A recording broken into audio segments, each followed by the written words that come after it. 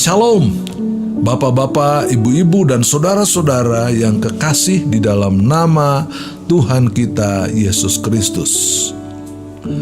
79 tahun kita telah mengalami kemerdekaan atau kebebasan bangsa Indonesia sejak tahun 1945.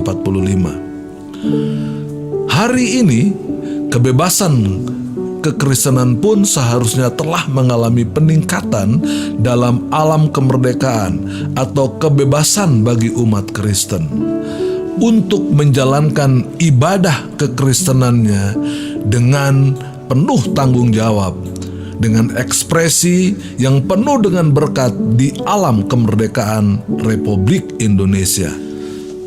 Sebelum kita merenungkan firman Tuhan, mari kita berdoa.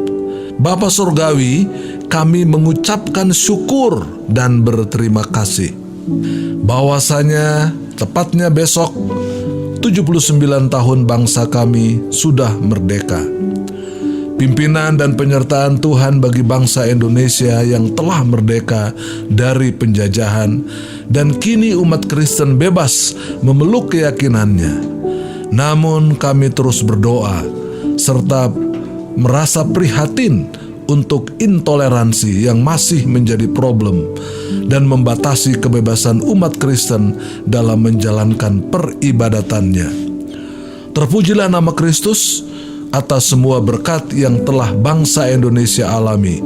Terima kasih ya Tuhan, di dalam nama Yesus Kristus, Tuhan dan Juru Selamat, kami mengucap syukur dan berterima kasih. Haleluya, amin. Firman Tuhan hari ini terambil dari Galatia 5 ayat yang ke-13 yang berbunyi, "Janganlah kamu mempergunakan kebebasanmu sebagai kesempatan untuk memuaskan hawa nafsumu, tetapi layanilah seorang akan yang lain dengan kasih." Tema yang akan kita usung pada hari ini adalah kebebasan yang berbahaya. Oleh karena itu, Bapak, Ibu, saudara-saudara yang diberkati Tuhan, dalam alam kemerdekaan terkadang kita menyalahgunakan kebebasan itu.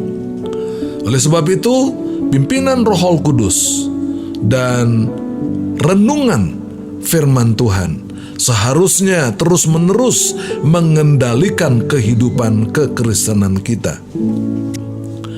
Bapak, Ibu yang kekasih dalam Tuhan Yesus Kristus, layanilah dengan kasih menjadi tolok ukur penting dalam setiap pelayanan kita, sehingga kemerdekaan atau kebebasan itu berada dalam kerangka kasih Tuhan. Memang kebebasan itu berbahaya di tangan mereka yang tidak tahu cara menggunakannya atau yang salah menjalankannya. Itulah sebabnya para penjahat dikurung dalam penjara dengan kawat berduri, jeruji besi, penghalang yang maksimal, dan pintu gerbang beton yang kokoh, atau contoh lain, bayangkan api unggun yang dibiarkan menyebar di hutan belantara yang kering kerontang. Api unggun itu akan segera berubah menjadi kobaran api raksasa yang membara secara tidak bisa dikendalikan. Kebebasan yang tidak terkendali dapat menciptakan kekacauan dan kepanikan yang membabi buta. Bapak, Ibu, saudara-saudara yang kekasih dalam Kristus, hal ini paling jelas terlihat dalam kehidupan Kristen.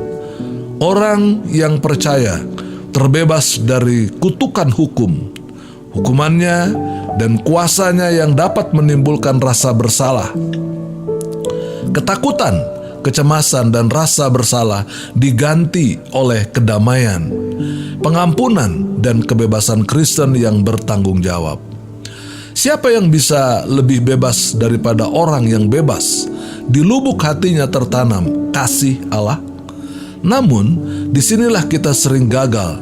Kita menggunakan kemewahan kebebasan untuk hidup egois, atau kita mengklaim kepemilikan atas apa yang telah dipercayakan Tuhan kepada kita. Kita tergelincir ke dalam pola hidup yang memanjakan diri sendiri, terutama di masyarakat modern dan di masyarakat yang penuh dengan kemakmuran ini. Penggunaan kebebasan yang tepat adalah iman yang bekerja oleh kasih dan di dalam kasih untuk melayani satu sama lain. Kitab Galatia 5 ayat yang ke-6 dan ayat 13. Kebebasan Kristen dalam alam kemerdekaan seharusnya diisi dengan penyebaran Injil Kerajaan Allah di seluruh negara kita yang merdeka ini. Sehingga ketika kita mengandalkan Roh Kudus dan menggunakan energi kita untuk mengasihi dan menyebarluaskan kerajaannya dengan kasih Allah.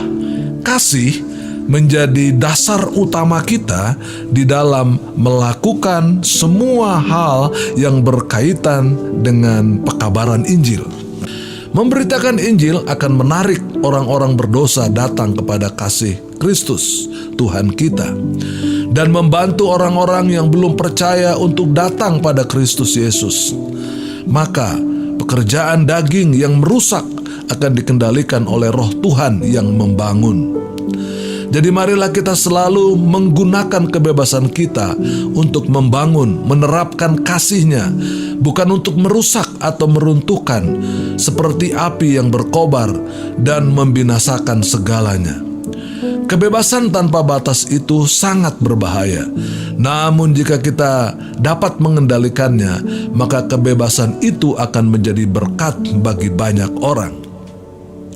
Di alam kemerdekaan dan bebas ini, mengekspresikan kasih Kristus adalah puji-pujian yang membawa berkat.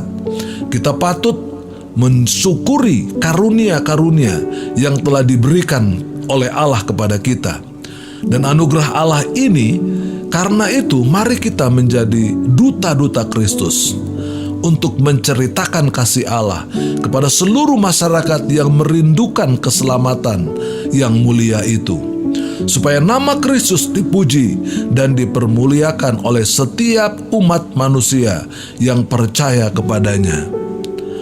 Tuhan Yesus Kristus pasti akan senantiasa memberkati kita melalui alam kemerdekaan yang penuh dengan berkat ini. Biarlah nama Kristus senantiasa dipuji, dipermuliakan oleh umat Kristen dan umat-umat yang lain di bangsa kita yang merdeka sejak tahun 1945 ini.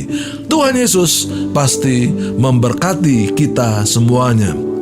Mari kita menaikkan doa ucapan syukur ini. Kami bersyukur ya Tuhan, bahwa kuasa kasih Kristus, bahwa Bapa yang penuh dengan berkat itu telah memberikan Indonesia kemerdekaan yang Tuhan telah anugerahkan ini.